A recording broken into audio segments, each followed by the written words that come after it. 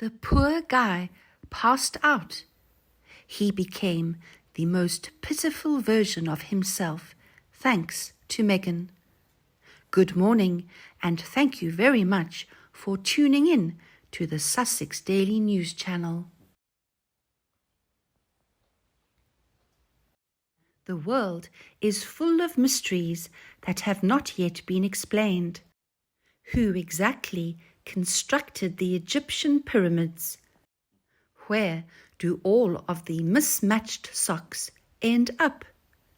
Why is it that I only think about the bags for life when I'm already halfway to the grocery store?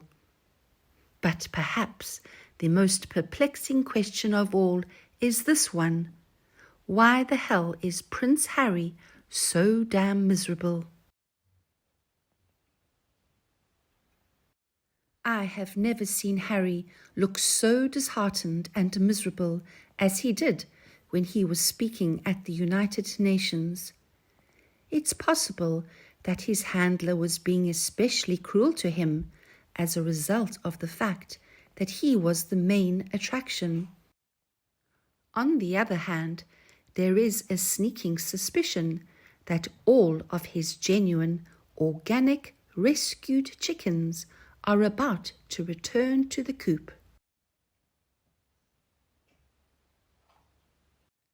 It's possible that he finally woke up, smelt the coffee, and understood that he was cornered. It's possible that the fog is just starting to lift. However, this is not a reason to be merry. Rather, it is a reason for serious concern. Before he met Meghan, he wasn't content with the way his life was going. If he had been, then he would not have been as susceptible to danger. Narcissists are self-reflective. When you look at them with adoration and gaze deeply into their soulless eyes, what you see reflected back to you are all of your hopes, dreams, and aspirations. We are aware at this point that Harry is a victim who has been devalued, humiliated, and emasculated. His abuser encourages him to display his most extreme narcissistic characteristics. We are aware that despite his constant promotion of better up, he is absolutely terrible at developing resilience. In spite of numerous attempts at therapy, he has spent his entire adult life clinging to the idea that he is a victim. Harry is beaten, disheartened, embarrassed, and humiliated. He is isolated in full view of the entire world, and he possesses zero coping mechanisms for the situation. His wife Meghan will remind him of this 100 times each and every day. And this is the consensus among the press, other forms of media, and biographers, as well as Joe from the local chip shop and Mary from the local laundromat. Received what was coming to him, has made his bed, and is now lying in it. Even if his family should, could, and would be there for him in this time of need, it is highly unlikely that Harry will believe he merits their support. Does anyone give any consideration to the excruciating pain and anguish that he will experience as he confronts his failures? Is there any other public figure that anyone can think of who has been subjected to such intense scrutiny, criticism, and ridicule? Do we seriously believe that Harry possesses the resources necessary to live? Or will he end up like a lot of other people who feel like they have no chance, can't do anything, and aren't worth the effort? Oh my God, that man is a human root canal and a walking wet weekend, all rolled into one. Which is strange, because it seems like everyone would want to be him. There is plenty of money, as well as many different ways to earn even more, and a woman who makes a lovely wife. 2 beautiful children, a palatial mansion worth several £1,000,000, and situated in the trendy community of Montecito. Titles: youth, good health, decent looks, and some of one's hair still intact. Even though they have it much, much worse than Harry does, there are a lot of people who still manage to get out of bed in the morning and put a smile on their face. The question is, why does he always appear as if he has just stepped in something disagreeable? This week he was up to his old tricks once more. On Monday he gave a speech at the United Nations in New York City, during which he delivered a message of unending suffering.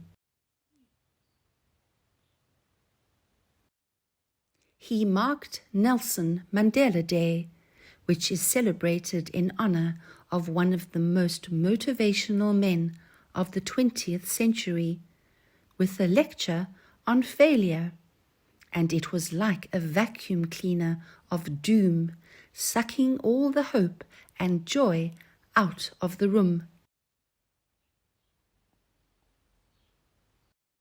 Harry recited the following phrase: "How many of us feel battered and helpless in the face of the seemingly endless stream of disasters and devastation? I have no doubt about it. However, we pick ourselves up, wipe the dust off our shoulders, and move on with our lives. Most people do not have big, airy mansions on a hilltop in California where they can go and escape to, Harry." His statement that the few weaponizing lies and disinformation at the expense of many was a statement so paranoid that it could have been written by Joe Biden. This has been Harry's guiding principle ever since the British taxpayer was responsible for buying him his freedom from a life of intolerable servitude. The prince, who had a moral compass, was giving sermons from a lofty tower. Harry is racked with first world guilt, and he attempts to rid himself of it by engaging in ceaseless hand-wringing and virtue signalling.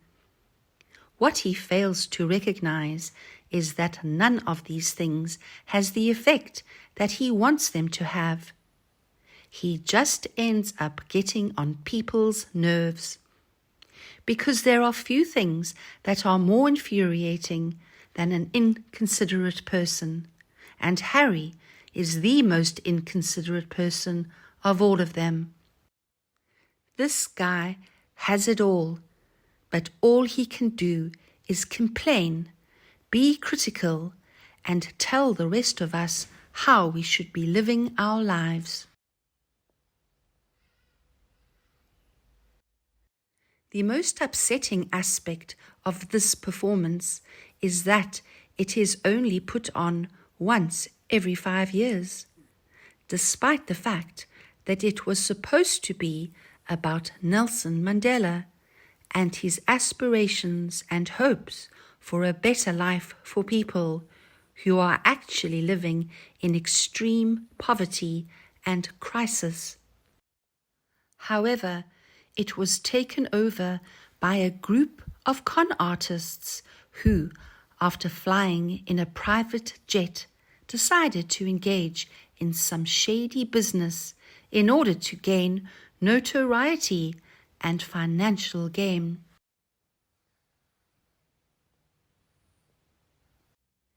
If you find yourself in the fortunate position of being one of life's lottery winners, the very least you can do is have the decency to take some time to appreciate your good fortune.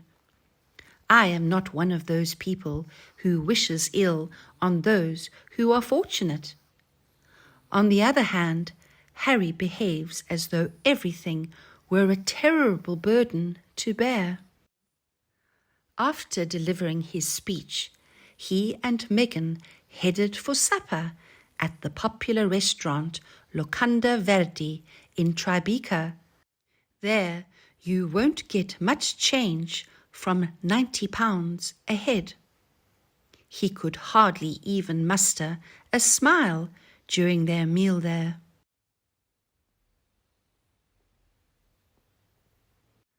I have no doubt that somewhere in the depths of his undeveloped brain he is beginning to get a glimpse of what he has done and how he has been used. I honestly believe that it is beginning to sink in for him. Markle is the one who conceived his tedious new persona, and she is the one who is diligently maintaining it even now. She is the one who will finish him off. There has never been a man who was more engulfed by a woman than this one, and there has never been a man who could have made a more heinous choice when it came to a wife.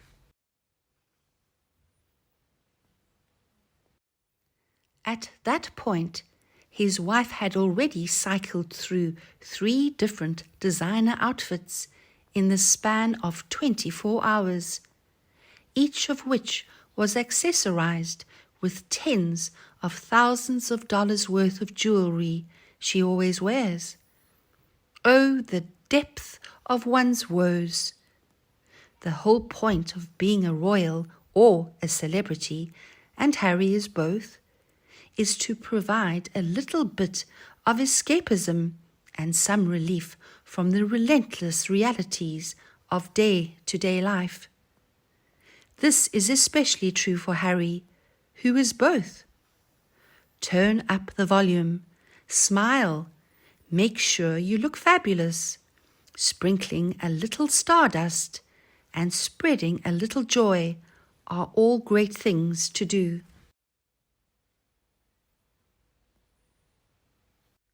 To be successful at this, you need a good sense of humor. Just look at the Queen. She always seems to be able to laugh things off, not to mention a good deal more self-knowledge than a soup con. It would appear that Harry does not have either. Who knows whether it was because of Meghan's influence, as some people, particularly his old friends, seem to think, or whether it was simply a part of the larger rejection of his family.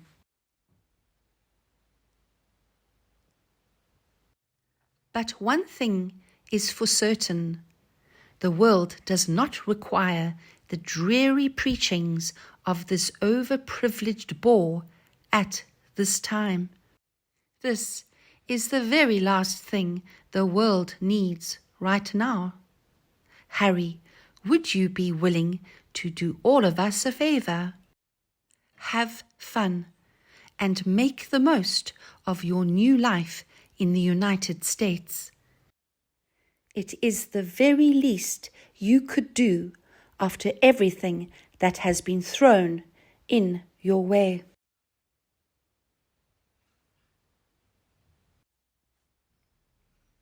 And you? What are your thoughts on Harry specifically? I would appreciate it if you could let me know your thoughts in the comment section below, and we will also discuss him. If you think my video is really good, please don't be afraid to click the like button and share it with your friends. In addition, ensure that you subscribe to the Sussex Daily News channel so that you can view additional videos produced by our group. Now, I want to say goodbye. Thank you for watching, and I will see you tomorrow.